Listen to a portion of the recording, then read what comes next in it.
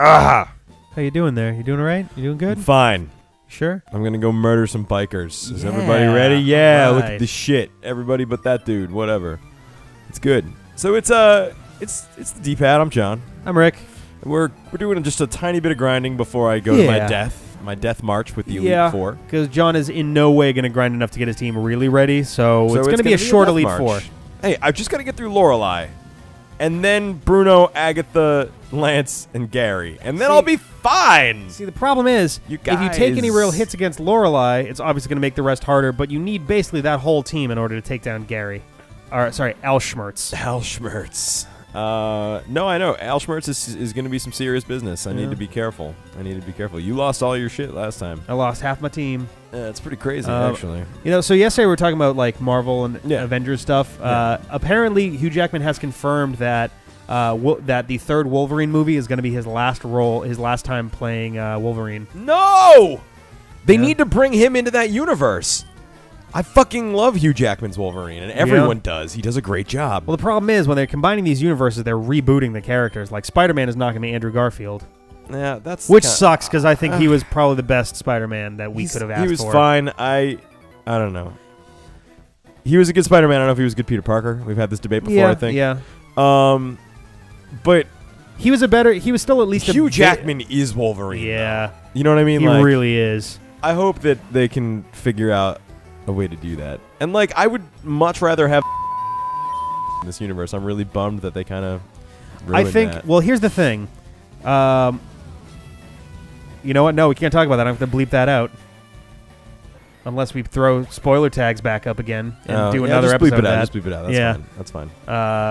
That's all right. We will talk at a later date about spoilers for stuff. That was sort of part one for our thoughts on the Avengers. We'd love to hear what you're saying in the comments, but is there a way to do comments with spoiler tags on YouTube? No. Then just don't be a dick. Yeah. You want to talk Let's to us? Let's leave the spoilable stuff in yesterday's video, if that's all right. Yeah. Yeah, I don't know. I think there's reasons for that event that happened, mostly because of a bunch of the movies that are coming up and how they all fit together. Yeah. And to set up that kind of a theme, I think that needed to happen. Well, I mean, it is. I'm excited for the more cosmic nature of Phase 3, though. Yeah. We get another Guardians. We get a Captain Marvel movie. I feel like Doctor Strange is going to use some kind of cosmic excuse for the magic aspect, at least a little bit. And Thor obviously has some cosmic aspect to it. And there's some murmurs here and there that there might be that someday we might get World War Hulk. Okay. Well, I think and obviously Hulk Infinity does need War. his own movie at some point. They haven't done that, which is sad. Sad Right. for me. Mark Ruffalo is a great Hulk. He is, although we can't keep talking about that movie. But speak in non-spoiler terms. There were just some things about that movie that I did not enjoy, given the Hulk's pieces of that movie. Okay, well, yes, that was very valuable information. You heard it here first, bitches. Oh man. No, I don't know. It's whatever. I'm sick of talking about this. Fine. Everything in this fucking universe Ant-Man's is coming cosmic, though, because not everything. Iron Man isn't cosmic. No, it's true. But the first Hulk Avengers isn't cosmic. with the whatever they're Chitauri. called. Yeah, the Chitauri, giant space monsters. It's true. It's true. And I've always kind of liked the X-Men.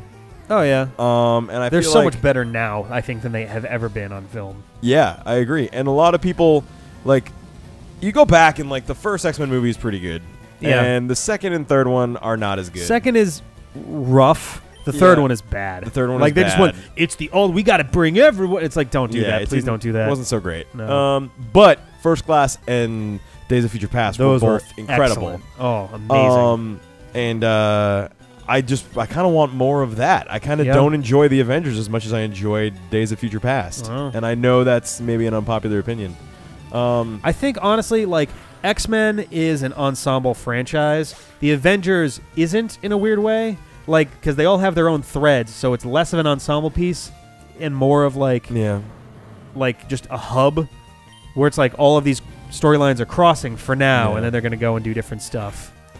Yeah. I just think also, I guess I don't know much about the comics, so this is where I kind of have to stop. I mean, I don't know a ton either, to be honest, but like, I would love to see a Magneto done well in the new Marvel Cinematic Universe. They can't. I don't think, or actually, no, they can't because Fox owns the X-Men entire property. Right. So that they're just, you can't, like, it's amazing that they even, like, the Avengers and the X-Men bleed over a lot in the comics. They just had a big crossover event a year or two ago called A versus X.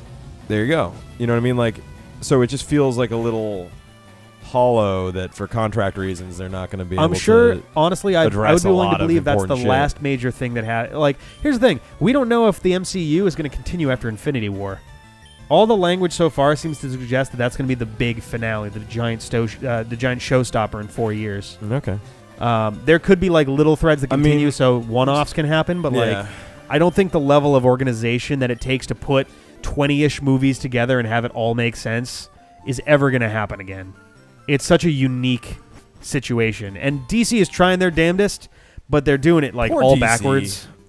Although I will say I didn't hate the trailer that I saw for it's Batman just, v Superman. I don't know. It's just another fucking gloomy, moody, grimdark fucking. Well, there you go. It's I'm so tired right of up it. my alley. Yeah, but it's an idea that would have done better 10 years ago. It seems like I've always just fucking hated Superman. I just have a huge. He's such a problem boring with superhero. Superman, Which, yeah. granted, I need to see Man of Steel, if only because. Hey Rick, our lives just came full circle. Did you notice that? Yeah, I know. Did you feel that? Oh, I know. Okay. I know. They don't even know why. I know. Well, One many day. moons ago. No.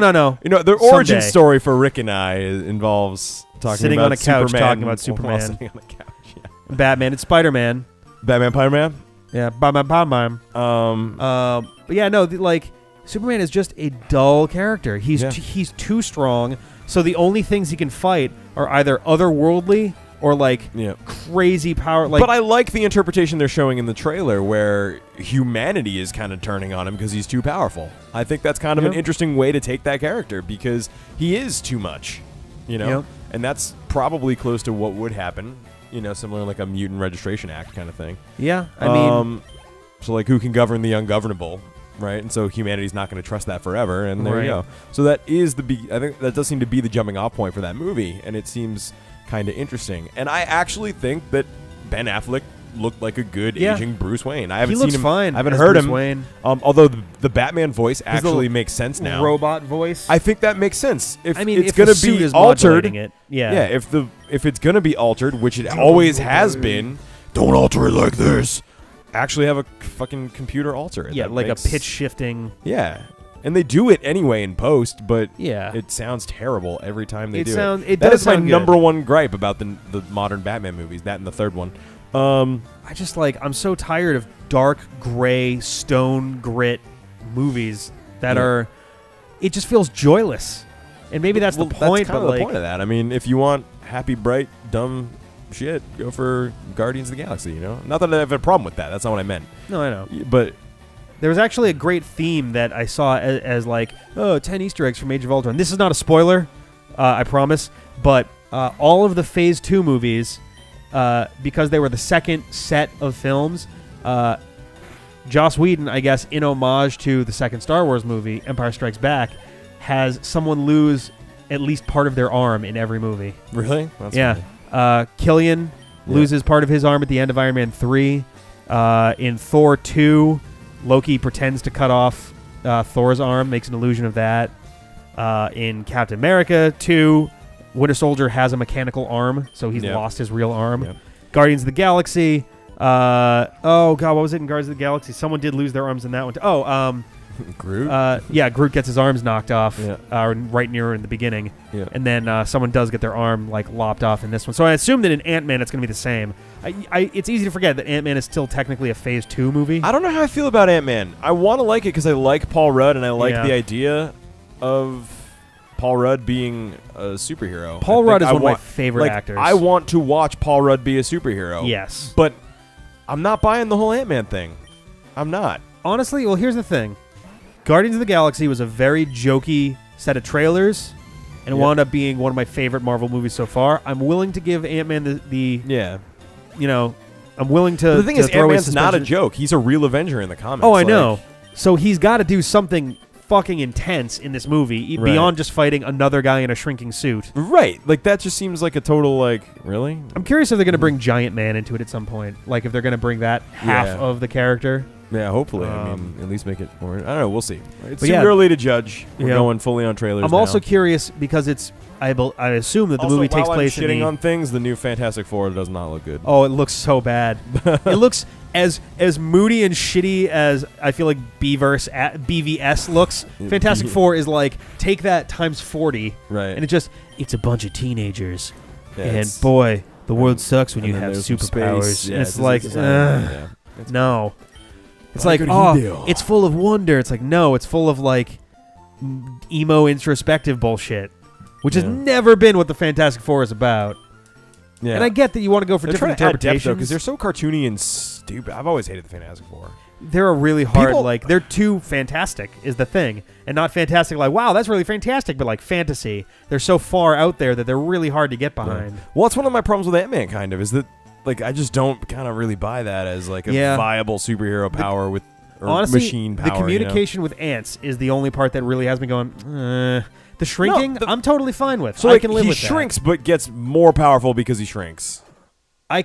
think about how pressure works, right? Yep. You put weight onto, if you put X amount of weight onto a square foot, then it's, then you have a certain amount of pressure. So he's as strong as a man, but it's just shrunk down. Yeah, I think the idea is that it makes him denser.